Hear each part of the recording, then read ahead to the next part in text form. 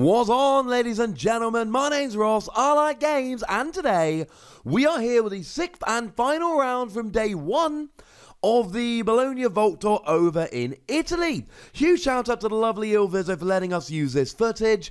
I love commentating these Vault Tours. I've done most of them. I did miss a couple for boring reasons. But it's always lovely when other people let me use the footage. I know some of you like, well, if you're watching this, you probably like them. Thank you very much for watching. But it also helps me keep my skills sharp, because you never know. Maybe there'll be another official stream one day. Maybe I'll be invited like I was in Birmingham. To be clear, I have no inside information, but it would be lovely. Oh my goodness, Alfredo goes first here with his Brobnar Mars Sanctum deck, Jolly Fairfax. Turn 1, Virtuous Works, free Amber. Michelangelo with his Dis Logo Shadows deck. Yeah, not quite as good a start. Oh, Alfredo goes double soft landing so that both of his Mars creatures come into play ready, and he goes for a Zizix the Many and a Wyexili Marauder. That's nice. Grabs a Biomatrix backup. Almost said something much weirder there. Oh, and he reaps, and that's it. He's up to 6 Amber. Straight away, just like that, he is already on check. That is a huge start there. The reason we get the +1 power counter, Zizix the Many here. When you fight or reap, you may reveal a creature from your hand.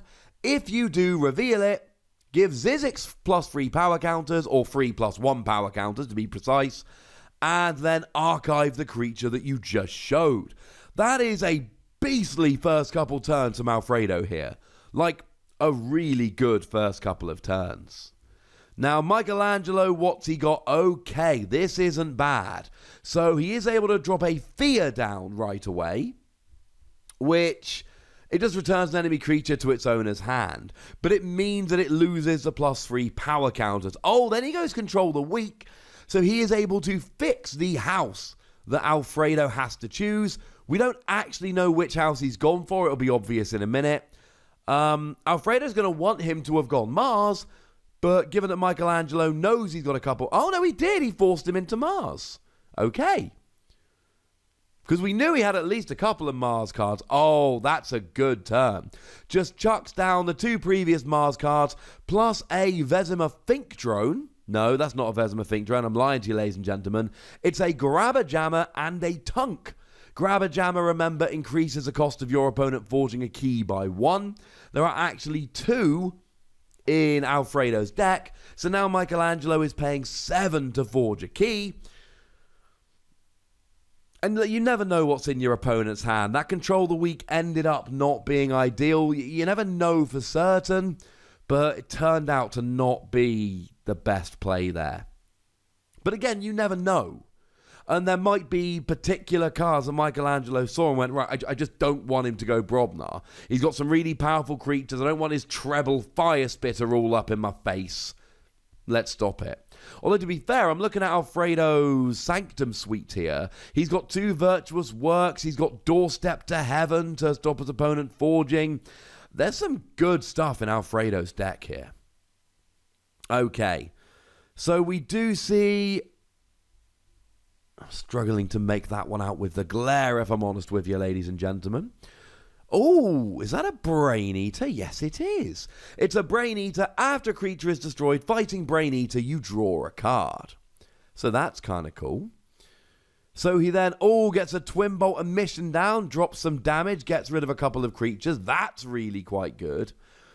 He's still a key down, mind you, but Michelangelo, that was a pretty nice turn. Okay, so down comes the Bulwark, gives both its neighbors +1 armor. One of those powerful Sanctum stuff. Oh, so he plays a Virtuous Works and a Doorstep to Heaven, and... is that a Take Hostages? It is a Take Hostages. For the remainder of the turn, each time a friendly creature fights, it captures an Amber. And Alfredo's just going, you know what? I can just generate a bunch of Amber. Now, we do see Bait and Switch coming down here. Remember the errata you can only steal 2. Though, to be fair, well, the way it is, he would only have stolen 2 anyway. But that's nice. It takes Alfredo off of check. It means he's not going to be forging a key to begin his next turn. Plays down a Magda the Rat. When it comes into play, you steal 2 amber. So with the bait and switch, he's actually just put Alfredo from 6 amber down to 2 as he plays a Seeker Needle. Though remember, your opponent steals 2 amber when they destroy Magda the Rat. So it's probably going to come back soon.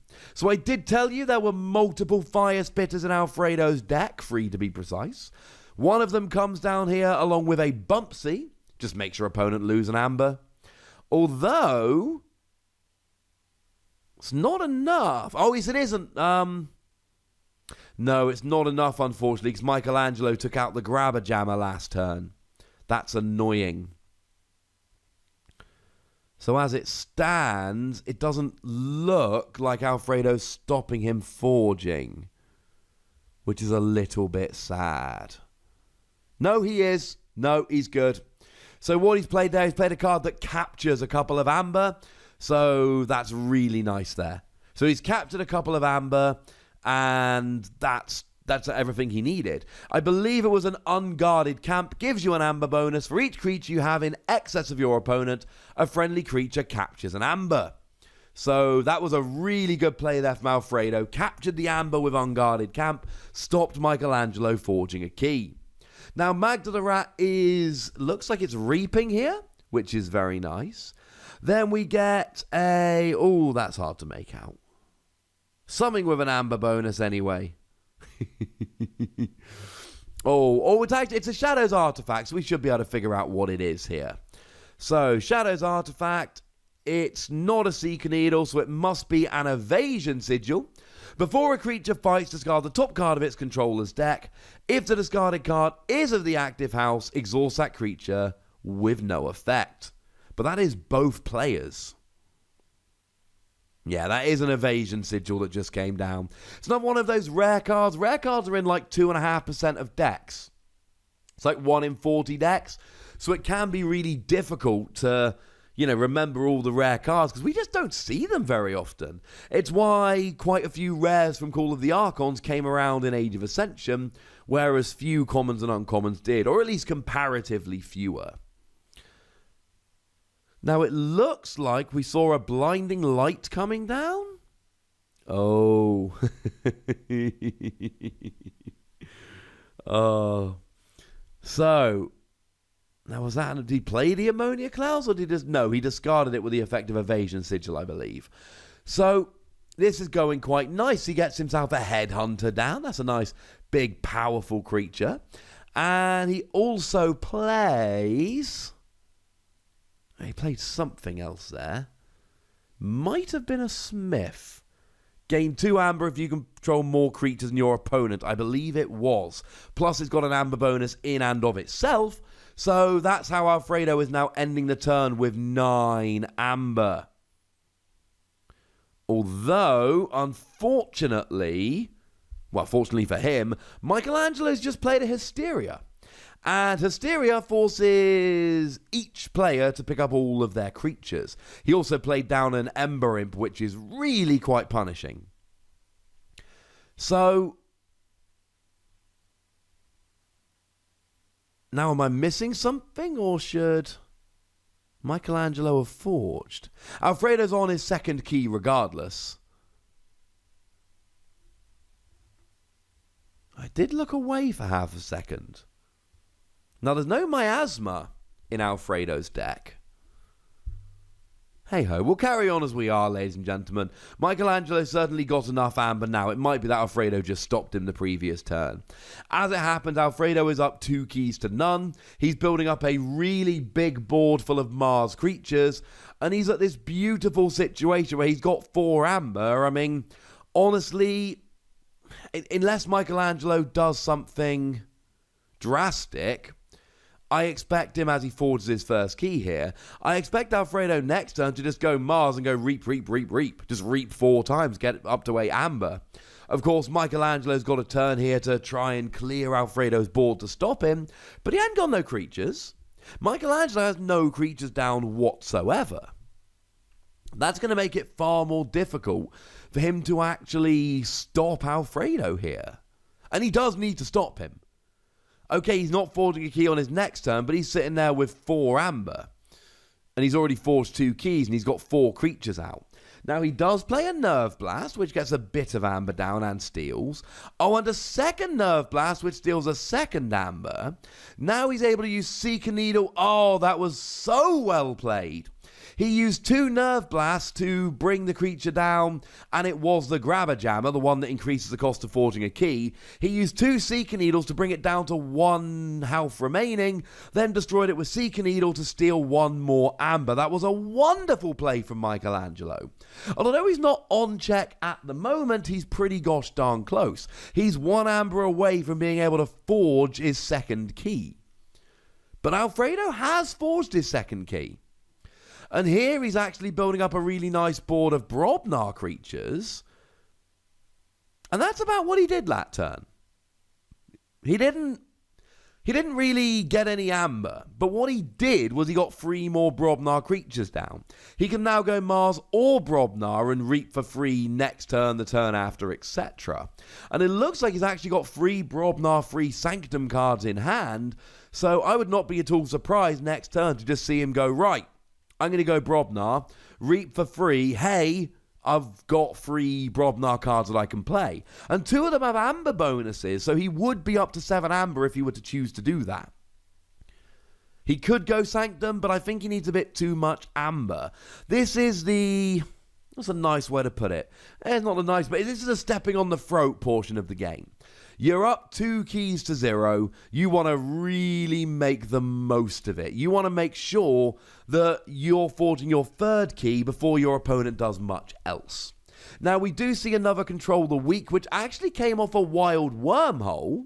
So able to use Control the Weak on a Logo's turn. Playing down a couple of creatures here, which is quite nice. Gets that Brain Eater back again.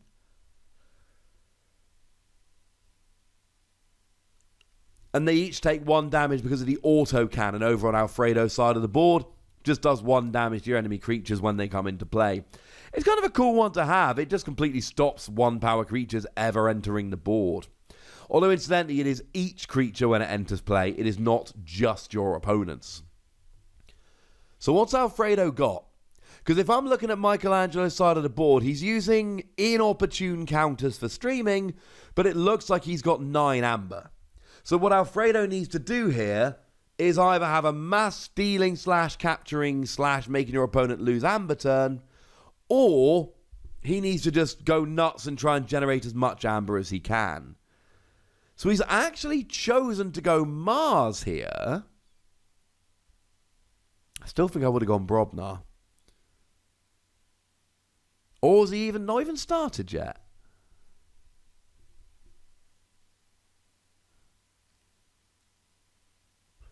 Maybe he had a very quick turn. The point is, he's got the board now. He's got 3 Brobnar creatures. He's got 3 Mars creatures. He's at 5 amber. And had he gone Brobnar, I think he did go Mars last turn. Had he gone Brobnar, he would have been able to play a couple more cards, get a couple more amber bonus. Because, of course, if you go Mars when you got 3 Sanctum, 3 Brobnar cards in hand, not only are you not playing any cards this turn, but it also means you're starting next turn with the exact same hand. Which means you know you've not got the options. Or maybe that's enough. Maybe he's planned a couple turns ahead and he knows that this is what he wants to be doing. Seems like he just played a punch there to punch Dr. Escaterra off the board. Okay, this is more like it. Now we're generating a bunch of amber. Down goes Fire Spitter. And is that another Smith? Might be another Smith, you know. It is another Smith, which means he gains an amber, but he's got more creatures than his opponent, so he gains 2 more. So maybe that's why he waited a turn for Brobnar. As it stands, he's forged 2 keys, and he's passing with 12 amber. I think that might have just won Alfredo the game. So it's over to Michelangelo now, and honestly, ladies and gentlemen, it's so tough to figure out what he can do. Now, looking at his deck list, there is one thing that he can do. If he's got both Effervescent Principles in hand, he can actually pull this off. Effervescent Principle makes each player lose half their amber rounding down. The first one would put Alfredo down to 6, and that wouldn't be enough. But then the second would put him down to 3. You'd think if he had that, he'd have already played it. Outside of that, I don't see how Alfredo loses this game. He's got 12 amber. And he only needs to forge one more key, and it's gone to Michael's turn, and Michael ain't forging no key, ladies and gentlemen. Annoyingly, only 1 amber away, because there's no grabber jammer on Alfredo's side of the board now, but that doesn't really matter. It's all over to Michelangelo. He needs to be able to do something. It's not enough, ladies and gentlemen. He concedes, and Alfredo wins the game. Now, I know they've just put the third key up for Michelangelo, but Alfredo has definitely won the game. I did get paranoid and go back and check, but it definitely was a win for Alfredo. There was nothing Michelangelo could do. If he had some kind of mid-turn key charging kind of card, he could have won the game. If he had double Effervescent Principle, which he does have in his deck, he could have won the game. As it stands, he couldn't get the amber away from Alfredo, and that, ladies and gentlemen, was all she wrote. So thank you to ilVizzo for allowing me to use the footage. Shout outs to Alfredo and Michelangelo for agreeing to be on the stream. Congratulations to Alfredo. The keys have now been sorted out nicely. Commiserations to Michelangelo. I enjoyed that game. I'd like to know what you thought about the game. So please do let me know in the comment section. Go nuts, but please do remember the most important rule. Be nice.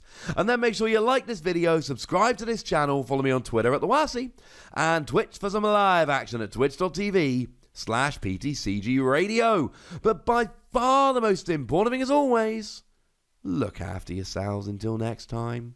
Thank you very much for watching. My name's Ross, and you've been watching Wossy Plays.